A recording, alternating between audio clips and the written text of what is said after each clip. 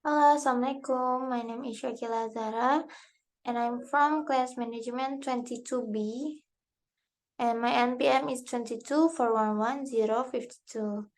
And I want to presentation about uji normalitas, and I'm joining class Statistika Ekonomi. Alright, next. Dimulai dari pengertian, apa itu uji normalitas? Dalam statistik, uji normalitas adalah prosedur penting yang digunakan untuk menentukan apakah distribusi data suatu sampel mengikuti distribusi normal atau tidak. Distribusi normal juga dikenal sebagai distribusi Gaussian atau distribusi lonceng, adalah distribusi statistik yang simetris dengan puncak tunggal dan ekor yang menyebar. Memahami apakah data mengikuti distribusi normal atau tidak adalah kunci dalam banyak analisis statistik parametrik seperti uji T, analisis ragam atau ANOVA, regresi linear, dan sebagainya.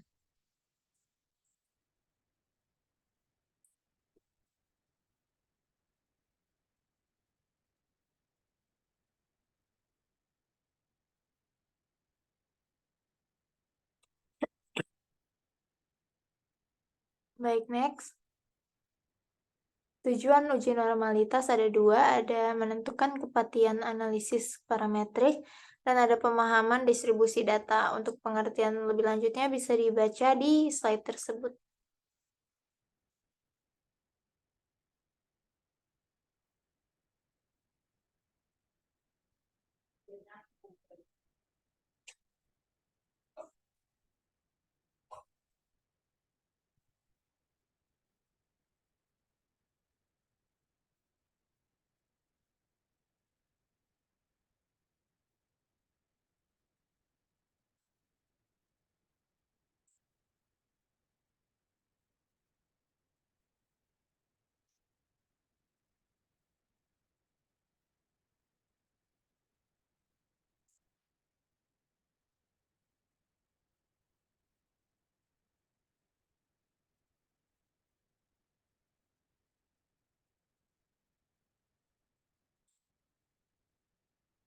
Baik, next.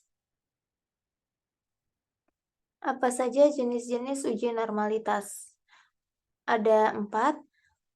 Yang pertama, Kolmogorov-Smirnov test, yang kedua Shapiro-Wilk test, yang ketiga Anderson-Darling test, yang keempat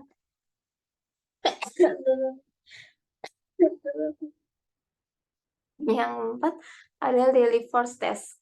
Untuk pengertian lebih lanjut bisa dibaca di slide tersebut.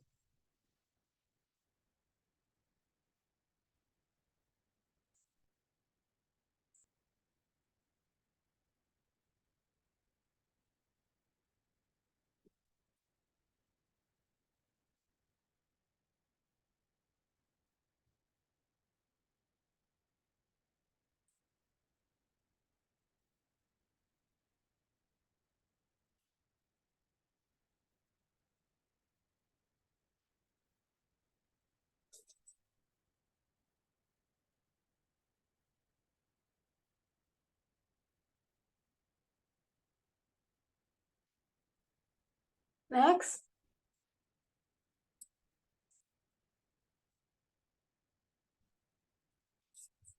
Interpretasi hasil uji normalitas ada dua, ada hasil signifikan P kurang dari A, dan yang kedua ada hasil non-signifikan P lebih dari A. Hasil signifikan ini berarti data tidak mengikuti distribusi normal. Dalam kasus ini, peneliti dapat mempertimbangkan alternatif seperti analisis statistik non-parametrik atau transformasi data sebelum melakukan analisis statistik parametrik. Dan ini menunjukkan bahwa data tidak menunjukkan bukti yang cukup untuk menolak asumsi bahwa data mengikuti distribusi normal. Oleh karena itu, peneliti dapat melanjutkan dengan analisis statistik parametrik tanpa perubahan signifikan. Baik, next. Catatan penting, perlu diingat bahwa uji normalitas hanya menguji asumsi tentang distribusi data. Meskipun asumsi normalitas penting dalam analisis statistik parametrik, data non-normal tidak selalu menghalangi penggunaan metode parametrik. Terkadang data non-normal dapat ditangani dengan aman jika ukuran sampel cukup besar. terutama dalam hal uji yang tahan terdapat pelanggaran normalitas seperti T-tes Robus. Next. Ada contoh soalnya.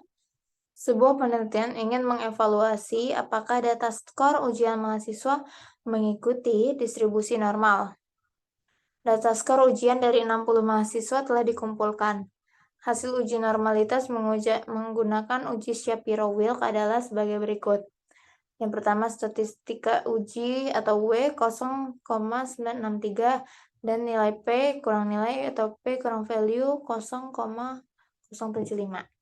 Pertanyaannya, apakah data skor ujian mahasiswa ini mengikuti distribusi normal dan bagaimana interpretasi hasil ujian normalitas ini? Next. Nah, ini ada pembahasannya, bisa dibaca sendiri ya teman-teman.